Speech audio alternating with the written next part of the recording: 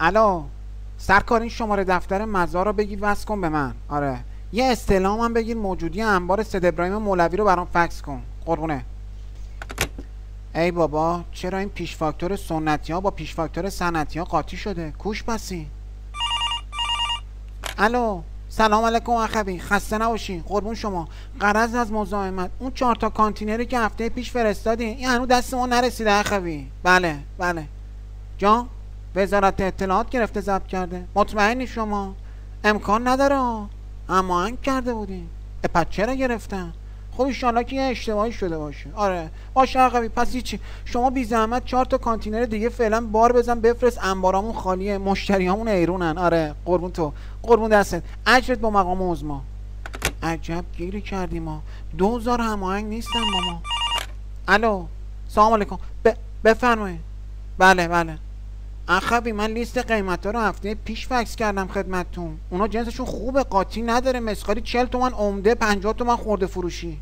چی؟ 12 تومن؟ چی میگی اخوی؟ 12 تومن نیم گرم غیر آسفالتم بهت نمیدم. برو آقا برو، خریدار نیست، برو آقا جونه. 12 تومن فکر میکنم تو جوب پیدا کردی. الو چی؟ مسخاری 10 تومن؟ نه آقا 10 تومن چیه؟ 40 تومن عمده، 50 خورده فروشی. برو آقا برو الو جان چی؟ گرمی 8. برو مرتی که استغفرالله، ولکن ما نیستن.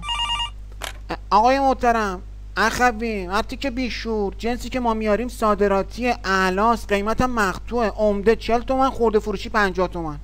اینو فرو کن تو اون کلت.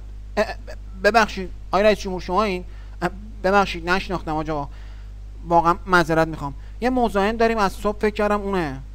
جان نه جنس که چیز،